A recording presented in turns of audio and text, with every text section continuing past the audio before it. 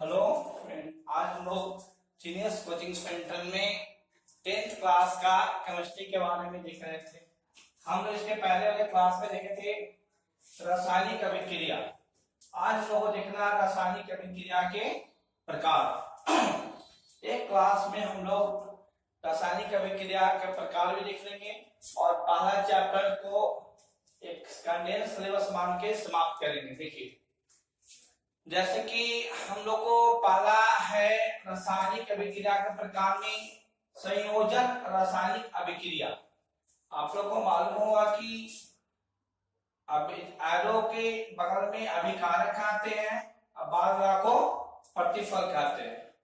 यानी कहने का मतलब है वैसा अभिक्रिया जिसमें एक से अधिक अभिकारक मिलकर एक प्रतिफल का निर्माण करता है। जैसे देखिए, इधर अभिकारक है एक दो, एक से ज्यादा है, एक प्रतिफल का निर्माण कर रहा है, यानी संयोजन रासायनिक अभिक्रिया। अब बात करते हैं जस्ट का उल्टा वियोजन रासायनिक अभिक्रिया। वैसे अभिक्रिया जिसमें एक अभिकारक मिलकर एक से ज्यादा प्रतिफल का निर्माण करता है तो उसे हम वियोजन रासायनिक अभिक्रिया कहते हैं। जैसे कि देखिए, यहाँ पर है CaCO3 टूट गया CO और CO2 में, यानी अभिकारक इधर टूट गया है और प्रतिफल इधर एक है, एक से अधिक है। जस्ट उसका उल्टा, संयोजन का उल्टा होता है क्या? वियोजन। आप लोग को नाम से पता चला। तीसरा रासायनिक अभिक्रिया प्रकाश रासायनिक अभिक्रिया। वैसा अभिक्रिया जिसमें क्या हो, प्रकाश की आवश्यकता हो, उसे हम क्या कहते हैं? प्रकाश रासायनिक अभिक्रिया। जैसे कि बात करें कि AgCl को हम लोग लाइट दिए, लाइट की उपस्थिति में अभिक्रिया होगी तो उसे हम क्या कहेंगे? प्रकाश रासायनिक अभिक्रिया। उसके बाद वैद्युत अपघटन अभिक्रिया। NaCl है, इसमें हम लोग विद्युत धारा प्रवाहित करेंगे तो मेरा बनेगा Na+Cl2। वैसी रासायनिक अभिक्रिया जिसका उत्पादन विद्युत धारा प्रवाहित करने से होता है उसे हम क्या कहते हैं? वैद्युत अपघटन अभिक्रिया। उसके बाद हम लोग का एकल विस्थापन। विस्थापन का मतलब होता है एक को हटा के दूसरे जगह पे चल जाना, है ना। तो इसको जानने के लिए हम लोग को सबसे पहले जानना पड़ा अभिक्रियाशीलता श्रेणी। ठीक है, जैसे देखिए, उसको याद करने के लिए ट्रिक बनाया गया, आप लोग ध्यान से देखिए और ये एग्जाम में बहुत ज्यादा आता है। आप लोग याद कर लीजिएगा तो आगे भविष्य में जो भी एग्जाम होते हैं, पॉलिटेक्निक एग्जाम, इंजीनियरिंग एग्जाम, उसमें इंपॉर्टेंट है। जैसे देखिए, potassium, sodium, barium, strontium, calcium, magnesium, aluminium, zinc, cadmium, ferrous, nickel, stainless, lead, hydrogen, copper, silver, आयु और बीट। याद कैसे करेंगे? कनाबा, सरका, मंगलाजन, कडफेनीसन, प्रभु, हाकू, Ag और पीट। यानी कहने का मतलब है आप लोग इसको याद करो। जैसे कि एग्जाम में क्वेश्चन आता है कि सबसे ज्यादा इसमें अभिक्रियाशील कौन है? Na, Ba, जिंक और एल्युमिनियम। सबसे ज्यादा अभिक्रियाशील तत्व इसमें कौन है? इसमें से चारों में से, मतलब रिएक्टिव इसको इंग्लिश में कहा जाता है। तो हम बता सकेंगे जब तक हम लोग को ये चीज याद नहीं रहेगी अभिक्रियाशीलता से नहीं, तो हम नहीं बता पाएंगे कि ज्यादा अभिक्रियाशील कौन है। जैसे कि यहाँ पे देखा जाएगा Na, Ba, Al और G सबसे ज्यादा अभिक्रियाशील कौन तत्व है, ये बात है। तो देखिए, ये है आप लोग का घटते क्रम में। घटते क्रम मतलब इधर ज्यादा और इधर कम। तो आप देखिए, Na है, Br है, जिंक है, एल्युमिनियम है। देखिए यहाँ पे Na है, यानी कहने का मतलब है ये आपका ज्यादा अभिक्रियाशील है। अभी हाल में हुए स्टैटिक एग्जाम में ये क्वेश्चन आई थी, आप लोग क्वेश्चन देख लीजिएगा कि सबसे ज्यादा अभिक्रियाशील तो कौन है, कौन नहीं है। इसमें से सोडियम ही आंसर होगा। आप लोग मिला के देख सकते हो। यानी कहने का मतलब पूरे इस चैप्टर में एक्सरसाइज 1 जो बताया जा रहा है आप लोग को, उसमें सबसे महत्वपूर्ण है ये आप लोग का अभिक्रियाशीलता से हायर एग्जामिनेशन के लिए। एक बार और आप लोग को रिपीट कर दें। कनाबा सरका मंगलाजन, कनाबा सरका मंगलाजन, कल फेनिसन प्रभु हाकू एच जी एजी और पीट। इन्हें आप लोग को याद हो गया है। अब आप लोग देखिए एकल विस्थापन मतलब एक ज्यादा विक्रियाशील तत्व दूसरे को हटाएगा तो क्या बोलेंगे, एकल विस्थापन। जैसे देखिए यहाँ पे जिंक है और हाइड्रोजन है, हम बात करते हैं जिंक का और ये यहाँ है, हाइड्रोजन यहाँ है। ज्यादा विक्रियाशील कौन हो गया, ये वाला ना। क्यों, क्योंकि ये पहले है और ये बाद में है, इसीलिए जिंक इसको विस्थापित कर दिया। अगर कभी कभी ऐसी एग्जाम में आती है क्वेश्चन आप लोग को, ये है जिंक है NaCl है, क्या बनेगा, तो दोस्त लोग बना पाते हैं, स्टूडेंट लोग जानते क्या, ZnCl2 प्लस Na, जो कि गलत है। अभिक्रिया देख के अभिक्रिया को सॉल्व नहीं करना चाहिए, पहले समझिए कि अभिक्रिया होगी या नहीं होगी। देखिए जिंक है, क्या सोडियम को विस्थापित कर देगा, नहीं करेगा, क्योंकि सोडियम का अभिक्रियाशीलता से ज्यादा है, ज्यादा अभिक्रियाशील है, इसलिए यह अभिक्रिया नहीं हो पाएगी, गलत हो जाएगी।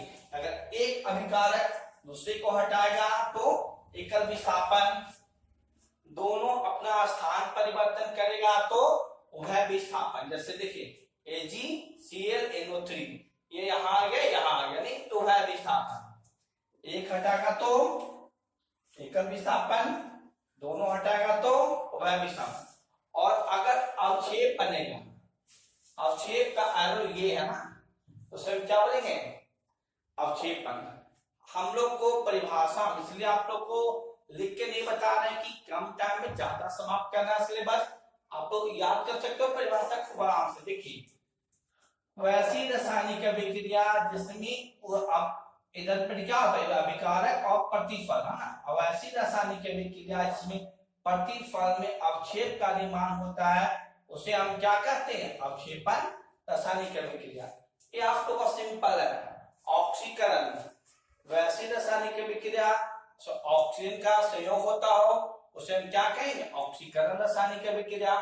हाइड्रोजन का संयोग होता हो अपकरण रासायनिक अभिक्रिया। अब इसमें अभिक्रिया के पढ़ने के बाद हम लोग को पढ़ना होता ज्वाला से क्वेश्चन आती है आप लोग। ज्वाला कैसे कहते हैं, आग के चारों ओर के क्षेत्र को ज्वाला कहते हैं, ठीक है। जैसे मोमबत्ती के ज्वाला को 3 भागों में बांटा जाता है, आदिप, दीप और केंद्रीय मंडल। बाहर वाला जिसमें दहन नहीं हो पाता है आदिप, उसके बाद बीच में, उसके बाद केंद्रीय मंडल में पूर्ण का दहन हो पाता, ऑक्सीकरण हो पाता, उसके बाद दहन। ये क्वेश्चन फिर से देखिए, आग के चारों ओर के क्षेत्र को ज्वाला कहते हैं।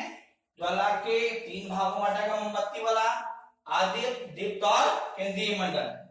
अब दहन, दहन के लिए आप दहन किसे कहते हैं, किसी पदार्थ को ऑक्सीजन की उपस्थिति में जल करके ऊष्मा और प्रकाश की प्राप्ति होना, ये क्या कहलाता है, दहन कहलाता है। दहन के लिए आवश्यक शर्त क्या क्या है, दहनशील पदार्थ की उपस्थिति, पोषक तत्व की उपस्थिति, ज्वलन ताप की प्राप्ति। ज्वलन ताप किसे कहते हैं, वह न्यूनतम ताप जिस पर कोई वस्तु जलना शुरू करता है उसे हम क्या कहते हैं, ज्वलन ताप, ठीक है। तो आप लोग को अभिक्रिया के प्रकार, ज्वाला, दहन और एक होता है ईंधन। ईंधन में आप लोग क्वेश्चन आता है LPG क्या है, लिक्विड पेट्रोलियम गैस, ठीक है। यह एक ऐसा ईंधन है जिसमें नॉर्मल ब्यूटेन और आइसोब्यूटेन मिला होता है और इसका उसमें मान बहुत ज्यादा होता है और ये महत्वपूर्ण ईंधन है। और एक आप लोग का लास्ट टॉपिक पढ़ना होता है संक्षारण। टॉपिक है इस चैप्टर का। तो संचालन को हम परिभाषा देंगे कि किसी भी धातु को उसके प्राकृतिक गुण में कमी आना ही क्या होता है, संचालन। जैसे कि लोहा में जंग लगना, ये क्या है, संचालन है। ठीक है, तो संचालन क्या क्या चीज से हो सकता है, जिसको हम हिंदी में भी, इंग्लिश में भी आप समझ सकते हो, कोलिजन। कोलिजन का मतलब होता है जंग लगना। जंग लगना भी एक तरह का क्या है, संचालन है। ठीक है, जंग लगना ना, जंग को एक क्वेश्चन आता है, संचालन रोकने के उपाय, कैसे हम संचालन को रोकेंगे। ठीक है, तो आप लोग को पता होगा कि संचालन रोकने के लिए हम लोग क्या करेंगे, उसमें पहला बात मिश्र धातु बना देंगे। मिश्र धातु बना के हम संचालन को रोक सकते हैं। दूसरा, लेप चढ़ा देंगे। और तीसरा, कवर कर देंगे, वायुमंडल में बंद करके रखेंगे। ये सब विधि से हम क्या कर सकते हैं, संचालन को रोक सकते हैं। तो आप लोग लड़के लोग पता हो गया कि केमिस्ट्री के एक्सरसाइज 1 में हम लोग को क्या क्या चीज पढ़ना था। ठीक है, पहला अभिक्रिया के प्रकार। अभिक्रिया क्या है, रासायनिक अभिक्रिया इसको कहते हैं, रासायनिक अभिक्रिया, इसका प्रकार, कैसे लिखते हैं, विशेषता, उसके बाद दहन, ज्वाला, बहुत सी आप लोगों ने एक क्लास में 10th क्लास का केमिस्ट्री का एक चैप्टर समाप्त कर दिया। और ये बात पीडीएफ के, तो आप लोग चिंता मत करिए, आप लोग जैसे लॉकडाउन के बाद कोचिंग खुलेगा तो हम कोशिश करेंगे कि आप लोग को जल्द से जल्द एक दिन में सिलेबस को याद करवा के हमारे कोचिंग का बेस्ट फैकल्टी के द्वारा सिलेबस को कंप्लीट करवा दिया जाएगा। हेलो फ्रेंड, हम लोग जीनियस कोचिंग सेंटर में क्लास 12 क्लास का सिलेबस देख रहे हैं केमिस्ट्री का। तो 12 क्लास में क्या क्या पढ़ना होता है केमिस्ट्री में, आप लोगों को इम्पोर्टेंट है, वो हम बताने जा रहे हैं। देखिए, सबसे पहले क्लास स्टार्ट होने के पहले हम लोग को सिलेबस के बारे में जानकारी होनी चाहिए, क्योंकि टाइम रहते हम सिलेबस को कैसे कंप्लीट कर पाएंगे, इसकी जानकारी हमें सिलेबस जानकारी रहने से ही हो पाएगी। जैसे देखिए, 12 क्लास में कितना पढ़ना है, 3 केमिस्ट्री में हम लोग को जानना होगा, फिजिकल केमिस्ट्री, ऑर्गेनिक केमिस्ट्री, उसके बाद इनऑर्गेनिक केमिस्ट्री। अभी हम सिलेबस बता रहे हैं, उसके बाद नंबर का डिस्ट्रीब्यूशन भी हम करेंगे। देखिए ध्यान से, आप लोग के पास कितना कम टाइम है, कितना ज्यादा पढ़ना होता है, सोच के देखिए। और एक बार जहां बता दें, 12th क्लास का केमिस्ट्री का क्वेश्चन इंपॉर्टेंट होता है, क्योंकि इससे रिलेटेड क्वेश्चन जो है नीट में, तो आप लोग मेडिकल की तैयारी कर रहे हैं, चाहे आईआईटी, नाम तो आप लोग सुने होंगे, तो ज्यादा कुछ नहीं आता, बस आप लोग को 12th क्लास अच्छा करना है और कॉम्पिटिटिव के साथ जानिए और फिर केमिस्ट्री का मजा लीजिए। देखिए, सबसे पहले फिजिकल केमिस्ट्री में हम लोग को पहला चैप्टर होता है solution, important chapter.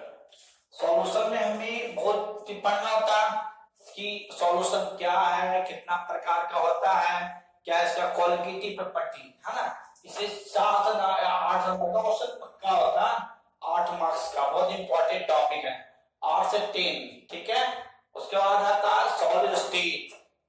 Solid state में इम्प्योरिटी के बारे में पढ़ना है, अमोर्फस सॉलिड, क्रिस्टलाइन सॉलिड। इससे 4-5 ऐसे क्वेश्चन है जो हमेशा एग्जाम में आती है।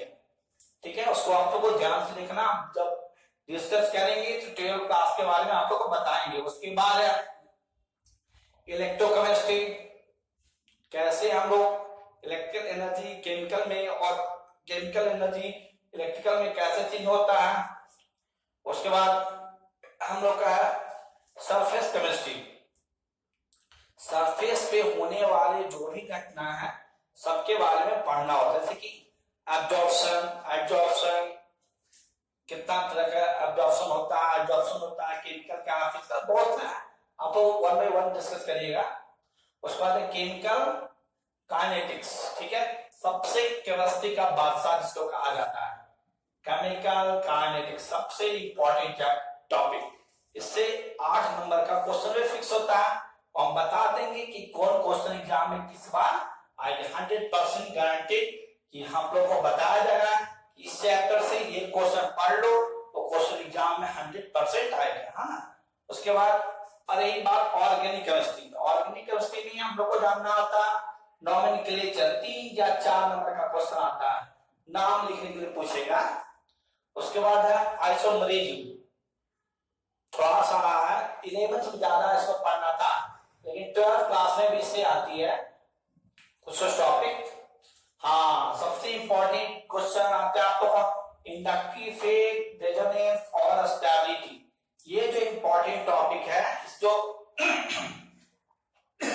आप लोगों को पढ़ना है, इसमें स्टेबिलिटी का पता लगाया जाता है, कौन ज्यादा एसिडिक है, कौन बेसिक है, कौन क्या है।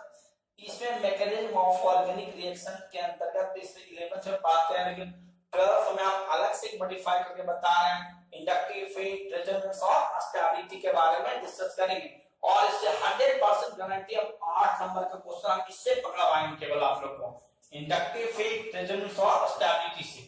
उसके बाद कन्वर्सन में आप लोग का नेमिंग रिएक्शन होता है, कैसे हम नाम लिखते हैं रिएक्शन का, है ना, और नेमिंग कौन रिएक्शन, ओजन रिएक्शन क्या, ऑक्सीडेटिव रिएक्शन क्या, फ्रैंकलिन रिएक्शन क्या, कोरे-हाल्बर्ट-हॉस सिंथेसिस क्या, इतना रिएक्शन है कि आपका नाम भी याद रखेगा, अपना नाम भूल जाओ, रिएक्शन का नाम याद रखोगे, अब बच्चा पढ़ा जाएगा।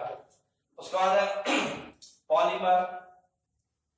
पॉलीमर में इंपॉर्टेंट क्वेश्चन आती है, नेचर पॉलीमर, कंडेंस पॉलीमर, कैसे बनता है, नहीं बनता, इंपॉर्टेंट। उसके बाद क्या है बायोमॉलिक्यूल में लिपिड, कार्बोहाइड्रेट, प्रोटीन, 3 चीज पढ़ना होता है, इंपॉर्टेंट है। इसमें आप लोग को एक बायोमॉलिक्यूल में लिपिड है, प्रोटीन है, कार्बोहाइड्रेट है,